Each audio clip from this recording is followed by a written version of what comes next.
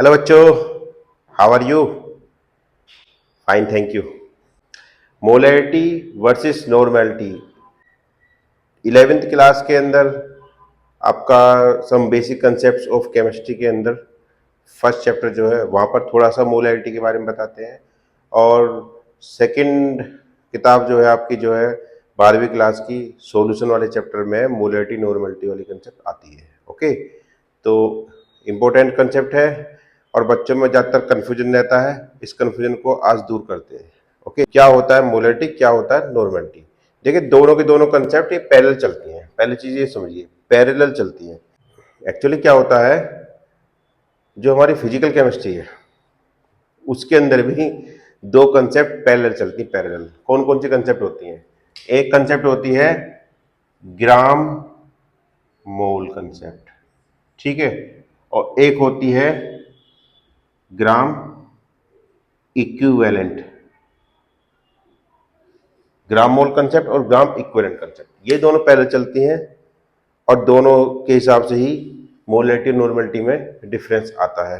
ठीक है, डिफरेंस क्या कहते हैं, एक दूसरे पे डिपेंड करती हैं।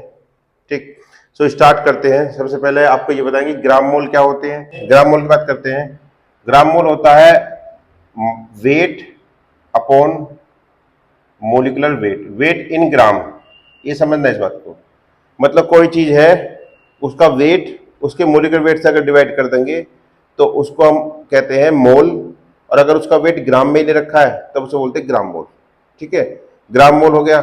इस तरह की ग्राम इक्विवेलेंट क्या क्या होता है, जैसे ये वेट है तो यहां पर ग्राम इक्विवेलेंट आ जाता है weight upon equivalent weight, weight in gram. Okay, सीधी सी कंसेप्ट है। मतलब इस तरफ हमने क्या करा, वेट अपॉन मोलिकुलर वेट लिया, और इस तरफ क्या करा, वेट अपॉन इक्विवेलेंट वेट लिया।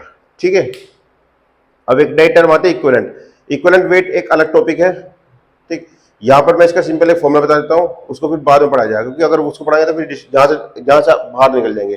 तो बेटर है कि इक्विवेलेंट वेट का फॉर्मूला समझ लो। इक्विवेलेंट वेट इक्वल टू होता है मोलिकुलर वेट, मोलिकुलर वेट, ठीक है, molecular weight upon, molecular wait को डिवाइड करते हैं, किससे डिवाइड करते हैं, वैलेंसी फैक्टर, वैलेंसी फैक्टर। ठीक है, मोलिकुलर वेट को हम m से लिख देते हैं, इसको x लिख देते हैं। तो इक्विवेलेंट वेट का फॉर्मूला ये होता है। ओके, और मोलिकुलर वेट तो सभी निकाल लेते हैं, मोलिकुलर वेट तो सीधा सीधा सा।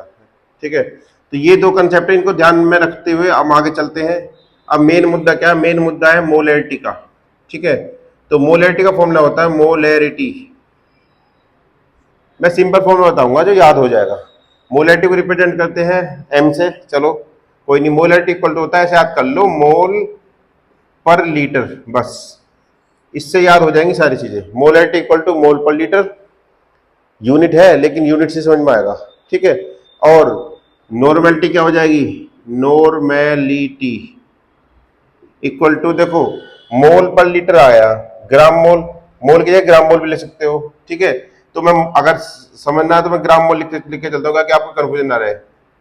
ग्राम मोल पर लीटर, ठीक है, मोल पर लीटर हो, ग्राम मोल पर लीटर। ग्राम मोल पर लीटर कब बोलेंगे, जब उसका ग्राम में वेट लेंगे। ठीक है ना, नहीं तो फिर मोल बोल सकते हैं।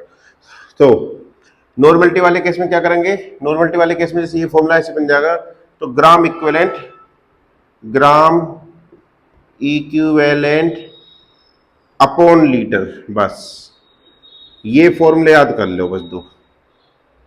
ओके, मोलैरिटी क्या होती है, ग्राम मोल पर लीटर, और नॉर्मेलिटी होती है ग्राम इक्विवेलेंट पर लीटर, बस यही है मेन कहानी। अब ये ग्राम मोल क्या होता है, लीटर क्या होता है, देखो सीधी सी बात है, ऊपर तो लेंगे सोल्यूट का और नीचे लेंगे सॉल्यूशन का, ये ध्यान रखना। ऐसे इसके अंदर ऊपर लेंगे सोल्यूट का और नीचे लेंगे सॉल्यूशन का। अब ये बताओ लीटर में क्या नपता है, वॉल्यूम। तो अगर लिखना चाहो तो लिख सकते हो अपने समझ के हिसाब से, बिल्कुल डेफिनेशन के हिसाब से। मोलैरिटी को m लिख देते हैं, तो ग्राम मोल किसके ग्राम मोल है, ग्राम मोल है किसके, सोल्यूट के, तो लिखेंगे gram moles of solute upon volume of solution, ठीक है, इन लीटर, ये आ गया इसका मोलैरिटी का फॉर्मूला। अब वो फॉर्मूला कैसे बन जाएगा नॉर्मलिटी का, तो नॉर्मलिटी को एन से रिप्रेजेंट करते हैं, तो ग्राम इक्विवेलेंट है, ग्राम इक्विवेलेंट को हम क्या कर सकते हैं, लिखना चाहो लिख सकते हो, तो ग्राम EQU equivalent of solute upon volume of solution in litre. Actually अभी तक तो मैंने सिर्फ फॉर्मूले बताए आपको, मैं आपको सिंपल एक चीज बताता हूं। ये जो इक्विवेलेंट वर्ड है इसका मतलब क्या होता है, इसका मतलब होता है कि हाइड्रोजन के इक्विवेलेंट कितना बैठ रहा है। भाई हाइड्रोजन का एक मान लिया, तो उसके रिलेटिव में आपका जितना जैसे HCl है या कोई भी चीज है, उसके रिलेटिव में आपको कितना वेट, मोलिकुलर वेट बैठ रहा है, कहीं ना कहीं इक्विवेलेंट वेट उसी से निकलता है। ठीक है, ऐसे कह लो कि वो एक तरीके से होता है। तो इक्वल इक्वल करना होता है हमको दूसरा कोई मोलिक्यूल हाइड्रोजन या एटम हाइड्रोजन के रिलेटिव में, हाइड्रोजन के रिलेटिव में, ठीक है ना। तो वही हमारा इक्विवेलेंट वेट शो करता है। फॉर्मूले की बात करते हैं, देखिए अब देखो जैसे यहाँ से इक्विवेलेंट वेट क्या है, इक्विवेलेंट M/X है। हाँ, तो M क्या है, मोलिकुलर वेट, और X क्या है, आपके पास वैलेंसी फैक्टर। वैलेंसी फैक्टर क्या होती है, हाइड्रोजन की एक होती है, बाकी सबकी चलती चल जाएगी। तो हाइड्रोजन के रिलेटिव में कितना वैलेंसी आ रही है उसके हिसाब से लग जाता है। देखो अब आगे थोड़ा सा मैथमेटिकल चलते हैं। तो ग्राम मोल का फॉर्मूला क्या होता है, देखो यहाँ देखो, ग्राम मोल होता है वेट अपॉन मोलिकुलर वेट। तो इस फॉर्मूले को मैं यहाँ रख सकता हूँ, तो मोलैरिटी क्या हो जाएगी, मोलैरिटी हो जाएगी वेट, ग्राम मोल के वेट लिख दो, तो ये फॉर्मूला बन जाएगा M इक्वल टू हो जाएगा, या वेट अपॉन मोलिकुलर वेट दे रखा है तो इसमें रख देते हैं, तो weight upon molecular weight upon volume. अब मोलिकुलर वेट के अंदर मल्टीप्लाई हो जाएगी, तो ये हो जाएगा wait upon molecular weight into volume. Volume को V लिख देता हूं मैं, तो सिंबलाइज कर दे तो W upon M into V।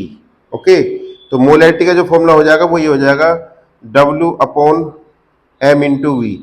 एक फॉर्मूला ये हो गया। अब V किस में है, ये लीटर में, ध्यान रखना इस बात को। लेकिन अगर लीटर को हम कन्वर्ट कर देंगे ml में, या ml में क्वेश्चन में दे रखा तो ml को लीटर में बदलना पड़ेगा। तो अब हमें उसके लिए क्या करना पड़ेगा, यहां पर ऊपर करनी पड़ेगी मल्टीप्लाई 1000 की, तो इक्वल टू आ जाएगा, ये लीटर वाला है, इसको ml में कन्वर्ट करना तो हमारा आ जाएगा equal to W into 1000 upon M into V। Okay, तो यहां से इस फॉर्मूले से ये फॉर्मूला बन गया हमारे पास में, इस फॉर्मूले से W निकालेंगे तो W क्या हो जाएगा, वेट, ये हो जाएगा capital M small m V upon 1000। अब बात करते हैं इसकी, ये M, ये क्या, कैपिटल M क्या है, स्मॉल m क्या है, ये वेट क्या है, ये है weight of solute, weight of solute. Capital M क्या होता है, कैपिटल M है molarity, molarity. Okay, small m क्या है, मोलिकुलर वेट, मोलिकुलर वेट, और 1000 V क्या है, वॉल्यूम इन ml। अगर ये फॉर्मूला लगाते हो तो ये था आपका जो मोलैरिटी का। सेम कंसेप्ट चलेगी आपकी जो है नॉर्मलिटी में। नॉर्मलिटी में क्या करना पड़ेगा, इसमें थोड़ा सा डिफरेंस ये करेंगे बस। ग्राम इक्विवेलेंट है, तो ग्राम इक्विवेलेंट ऊपर से ले लो, gram equivalent weight upon equivalent weight, तो नॉर्मलिटी क्या हो जाएगी, नॉर्मलिटी आ जाएगी weight upon equivalent weight upon volume. ठीक है, क्योंकि हमारे पास वॉल्यूम ऑफ सॉल्यूशन दे रखा है। तो अब इसमें फॉर्मूला बनाएंगे, तो देखो वेट अपॉन, तो ये हो जाएगा wait upon equivalent wait, equivalent weight into volume, और वॉल्यूम किस में है, लीटर में। ये एक फॉर्मूला है हमारे पास में। यहां पर इसको और सिंबलाइज करने के लिए हमारा फॉर्मूला हो जाएगा N equal to W upon equivalent weight को रिप्रेजेंट करते हैं E से, इनटू वॉल्यूम को V से रिप्रेजेंट कर दिया, ओके, लीटर में। ठीक, एक तो ये तरीका है।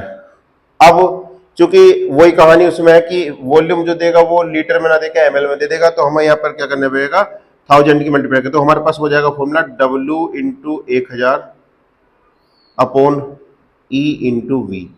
अब ये ml में आ गया, ओके, तो ये फॉर्मूला बन गया हमारे पास में। अब इसमें जो W है, इस W को बना दो, इससे क्या क्या हो जाएगा, तो W इक्वल टू क्या हो गया, NeV अपॉन 1000। ठीक है, और यहां पर N क्या है, N तो पता है नॉर्मलिटी है भैया, सभी जान रहे हैं। E क्या है, इसे बोलते हैं इक्विवेलेंट वेट। V क्या है, वॉल्यूम। 1000 क्या है, 1000 का पता नहीं क्या है, ठीक है। सो ये हमारे पास दो फॉर्मूले आ गए हमारे पास, डब्ल्यू और डब्ल्यू निकालने के। बहुत छोटा पड़ रहा है। एक होता है स्ट्रेंथ, स्ट्रेंथ, ठीक है। तो स्ट्रेंथ जो होती है वो हमारे पास क्या होती है, स्ट्रेंथ ये वेट है, वेट, और ये क्या वॉल्यूम। तो स्ट्रेंथ हम लिखते हैं डब्ल्यू बाई वी। जैसे किसी कोई सॉल्यूशन है, कोई एसिड है, कितना तकड़ा एसिड है, कितना हल्का एसिड है, तो कंसंट्रेशन एक तरीके से, ठीक है। तो कंसंट्रेशन डब्ल्यू बाई वी करेंगे, डब्ल्यू वी करेंगे तो हमारा फॉर्मूला हो जाएगा, ये हो जाएगा N E, N E upon, N E upon 1000। Okay, एक तरीका। लेकिन मोस्टली स्ट्रेंथ जो होती है लीटर में लेते हैं, तो लीटर में लेने के लिए क्या करेंगे, अगर यहाँ लीटर लेता हूं मैं, LIT लीटर, ओके, तो यहाँ से 1000 घट जाएगा। तो स्ट्रेंथ जो बनेगी वो नॉर्मलिटी इंटू ई। तो किसी भी सॉल्यूशन की स्ट्रेंथ जो होती है वो NE के इक्वल होती है। ऐसे ही यहाँ पर आ जाएगा स्ट्रेंथ, यहाँ पर थोड़ा छोटा पड़ रहा है, डायरेक्ट मैं बता देता हूँ। इसका हो जाएगा यहाँ पर ऐसे W/V कर लेंगे तो MM हो जाएगा, है ना। तो उसका क्या हो जाएगा, strength, strength equal to W/V equal to M into M, molarity into molecular weight, normality into equivalent weight. देखो आ गया ना बराबर से, molarity into molecular weight, normality into equivalent weight. तो हमारे पास ये था इनका जो है स्ट्रेंथ निकालने का तरीका। ओके, तो ये आपका जो है, इसमें एक चीज रह रही है अभी, वो क्या है कि कोई रिएक्शन है, न्यूट्रलाइज करने वाली रिएक्शन है, उसमें हम कैसे करते हैं, तो मैं थोड़ा सा इसको बिठाता हूँ। ओके, तो स्ट्रेंथ हमने समझ ली, स्ट्रेंथ ये होती है, ठीक है ना। अब स्ट्रेंथ के बाद में एक चीज बताऊं आपको, क्या कि ये अगर कोई रिएक्शन दे रखी है आपको, जैसे एक रिएक्शन दे रखी है कि A+B एरो C+D, मतलब जैसे इधर का NaOH plus HCl arrow NaCl plus HOH, इसे बोलते हैं न्यूट्रलाइजेशन रिएक्शन, है ना, न्यूट्रलाइजेशन रिएक्शन बोलते हैं। तो ऐसी अगर कोई रिएक्शन देखिए न्यूट्रलाइजेशन रिएक्शन, तो उस केस में क्या करते हैं, ध्यान रखना, उसका एक सीधा सीधा रूल है कि अगर कोई दो मॉलिक्यूल्स आपस में रिएक्ट कर रहे हैं, तो रिएक्ट करने वाले जो मॉलिक्यूल्स होते हैं उनके ग्राम इक्विवेलेंट बराबर होने चाहिए, ठीक, उनके ग्राम इक्विवेलेंट बराबर होने चाहिए, या फिर उनके ग्राम मोल्स बराबर होने चाहिए। समझ रहे हो ना, मतलब क्या कि दो कंसेप्ट है, number gram moles of A equal to gram moles of B, okay, gram moles of A equal to gram moles of B। एक तो ये कंसेप्ट है, या फिर दूसरी कंसेप्ट क्या है, gram equivalent of A equal to gram equivalent of B। ये दोनों कंसेप्ट चलती है पैरेलल न्यूमेरिकल करने के लिए। ओके, अब ग्राम मोल्स अगर इसमें देखेंगे, इस वाले केस में देखोगे ग्राम मोल, ठीक है, तो देखो ध्यान से इस वाले फॉर्म में देखो, W/M इसमें आ रहा था equal to M into V, अगर V लीटर में लेंगे तब। Okay, weight upon molecular weight, ये क्या होता है, ग्राम मोल्स होता है, gram moles equal to weight upon molecular weight. तो वेट अपॉन मोलिकुलर वेट बराबर करने पड़ेंगे, तो W/M दोनों को इक्वल करने, तो WM इक्वल कर दो या MV इक्वल कर दो। तो इसके से क्या हो जाएगा, ये वाला हो जाएगा M1V1 equal to M2V2। Okay, second case, इस वाले केस में हम क्या करेंगे, ग्राम इक्विवेलेंट बराबर करने, तो ग्राम इक्विवेलेंट यहां से आ जाएंगे, ग्राम इक्विवेलेंट था weight upon equivalent weight, gram equivalent equal to होता वेट अपॉन इक्विवेलेंट वेट, ठीक है। अब वेट अपॉन मतलब W/E बराबर करने हैं, और W/E कब आएगा, जब ये E तो आ जाएगा इधर को, तो हो जाएगा NV, ठीक है, इक्वल टू NV। तो यहां पर NV बराबर करने, यहां पर हो जाएगा N1V1 equal to N2V2। Okay, तो ये जो दोनों फॉर्मूले हैं ये न्यूमेरिकल करने के लिए बहुत अच्छे हैं। न्यूट्रलाइजेशन रिएक्शन, टाइट्रेशन रिएक्शन जो होती है उसमें बड़ा हेल्पफुल रहता है, ठीक है ना, कोई भी रिएक्शन अगर यहाँ पर आती है। तो ये था न्यूट्रलाइजेशन रिएक्शन, ठीक है। एक पॉइंट और है जो कि लास्ट है इसमें, वो बता देता हूँ। चूंकि अब हम ये जान गए कि ग्राम मोल्स इक्वल कर दो, ग्राम इक्विवेलेंट इक्वल कर दो, ठीक है, नॉर्मलिटी मोलैरिटी सबके फॉर्मूले आ गए हमारे समझ में। एक चीज और है, relation between normality and molarity, relation between normality and molarity. देखो नॉर्मलिटी का फॉर्मूला क्या है, नॉर्मलिटी इक्वल टू क्या होता है, W बराबर NEV, नॉर्मलिटी क्या होती है, ग्राम इक्विवेलेंट पर लीटर, ठीक है।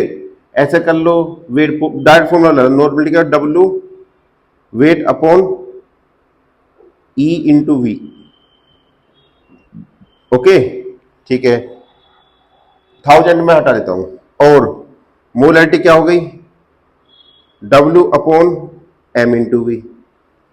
तो जरा ध्यान से देखो, यहां पर W बाई V तो कॉमन ही है दोनों में, ये रहा। तो इसके हिसाब से W बाई V क्या हो जाएगा, इक्वल हो जाएगा NE, ओके। तो NE इधर इधर की तरफ क्या हो जाएगा, W by V M into M, ये दोनों बराबर कर लो। तो NE इक्वल टू MM, ये क्या है, normality into equivalent weight equal to molarity into molecular weight. तो normality into equivalent weight equal to molarity into molecular weight. क्या ये वाली बात समझ पा रहे हो, I think yes, okay. Normality into equivalent weight equal to molarity into molecular wait.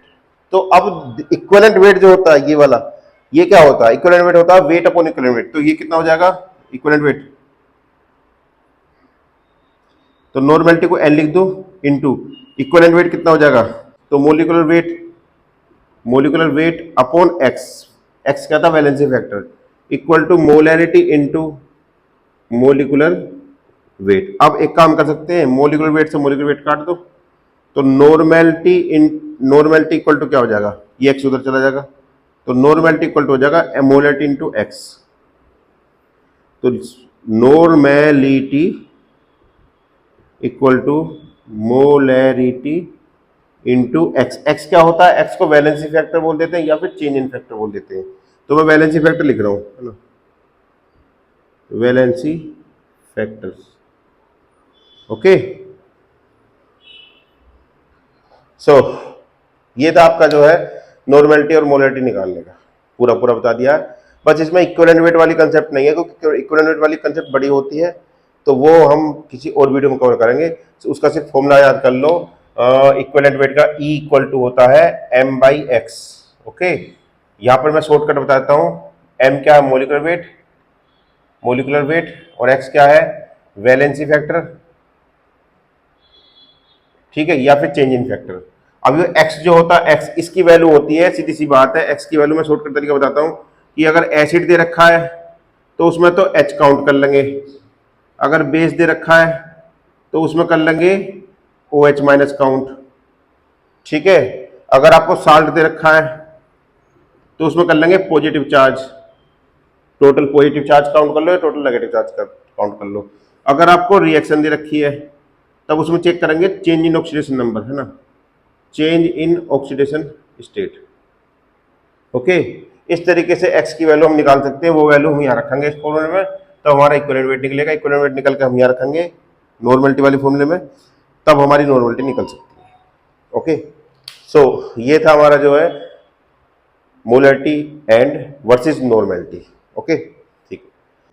So students, मिलते हैं किसी नेक्स्ट वीडियो में, तब तक के लिए बाय, थैंक यू।